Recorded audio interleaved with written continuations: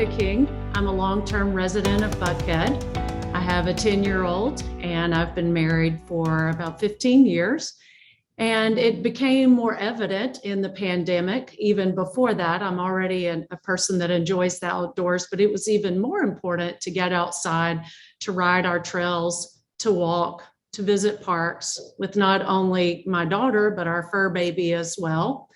And so I'm here and to run as your mayor to make our parks welcoming, crime-free, beautiful, where everyone wants to get out and meet their neighbors safely, especially while we're still concerned about the pandemic. Thank you.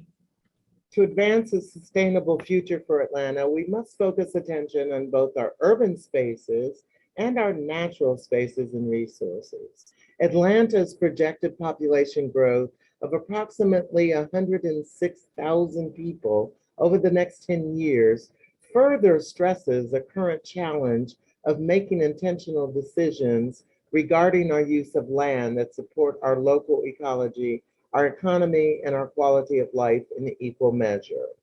As the city grows, how will you balance the need to protect trees and green space with other city priorities, namely public safety and affordable housing, which are often positioned in either or terms? Thank you. I would work with developers and residents and not only use the tree compense, but help everyone to understand the benefit of trees. It's not just about activating our green space and making pocket parks. Trees along the area are needed. There's an article in Science Daily that speak about the heat that we have, and those trees, their leaves gather water and they end up resourcing back what we need in terms of a cooling down effect, and that helps to lessen heat islands. So that would be important to get developers buy-in so that they're not taking those trees as they work to develop to get the maximum number of units and therefore bring down the cost. Our pocket parks are just so important, and I feel like engaging our at-risk youth to help have them in buy-in, picking up and paying them and mowing during the season when grass gets too high, those would be helpful as well. How will you ensure that major new park investments do not displace existing members of the community who cannot afford higher rents and taxes that are likely to result from quality of life improvements?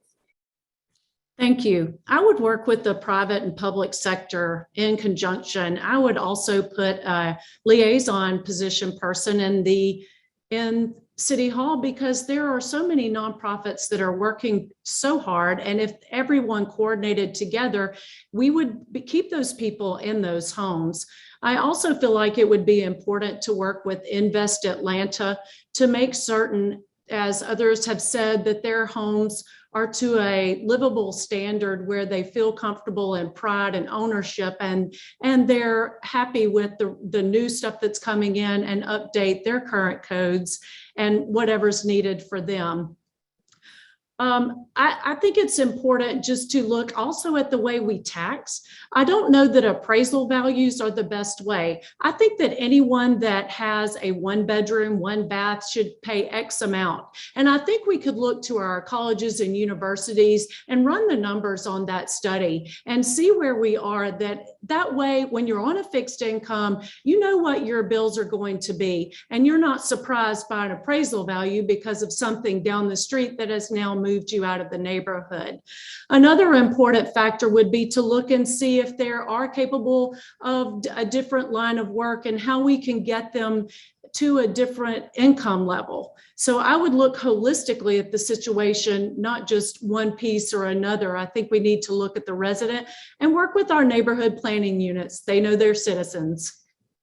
While greater public investment is necessary to build and maintain a world-class park system, private dollars are being left off the table. The philanthropic community has expressed to its nonprofit partners an interest in additional investment in green space if the city committed additional dollars to maintenance. Further, a lack of adequate resources for park maintenance puts park conservancies and friends groups in the position of compensating for a lack of public resources instead of leveraging private dollars to make good parks even better. So, how will you work with park conservancies or friends groups and philanthropic community organizations to ensure all available dollars are leveraged for a better park system? I think first showing transparency in how we spend our dollars at City Hall is important to show that we're good stewards of money. And utilizing that technology will give us better efficiencies in Atlanta so people feel good about giving and that public-private partnership. I would also reach out to our vocational and trade programs that are at our colleges and universities and high schools and get them involved in the work. Get our at-risk youth in those programs and set them up for success in life with those skills where that they leave high school or leave college, not only with a degree if that's what they choose, but also with a trade. There's a lot of giving people in Atlanta, and I think activating our green spaces is a way to show people what we have, what we use, and cross meeting with our MPUs. I joined MPUJ in a cleanup, and we can put that all over the city. Our MPUs know our residents and our citizens, and we can be out there being leaders and cleaning up. Equity is about creating policies, structures, processes, and tools for all people to prosper, including low income and people of color.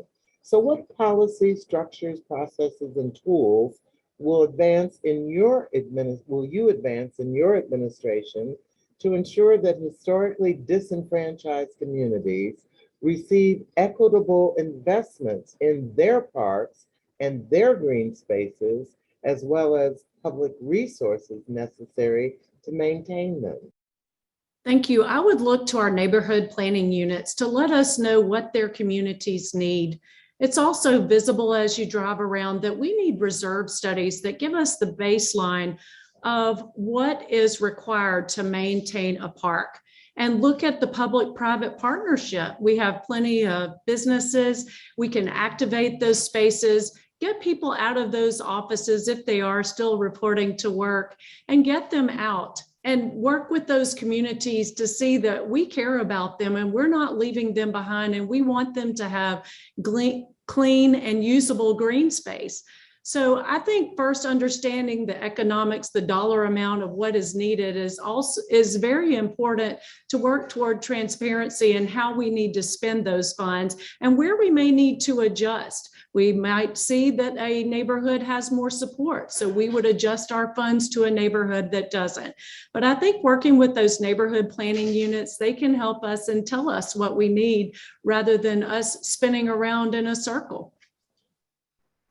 We struggle to slow the loss of mature trees and increase the planting of new ones. For the last 3 years, there's been an effort to rewrite Atlanta's tree protection ordinance so that we can better enforce the protection of trees from illegal and unnecessary removal.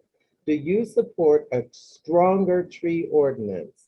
And how will you address issues of enforcement?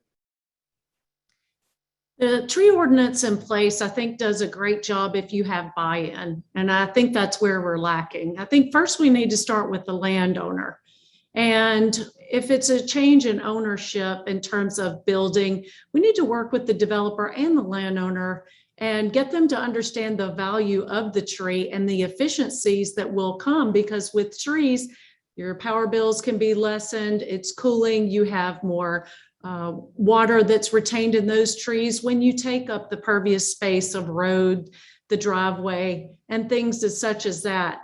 I think just penalizing over and over is not getting us anywhere. And we need to change that thought process and the behavior and strengthening our MPUs. Maybe it's when they come with the plan, we look at the trees and see how many are going to be left and work as neighbors to try to maintain that tree canopy and expand upon it so that we have the tree recompense that's utilized, but also save those old growth trees. The video that opened this session spoke of the need for a green space mayor.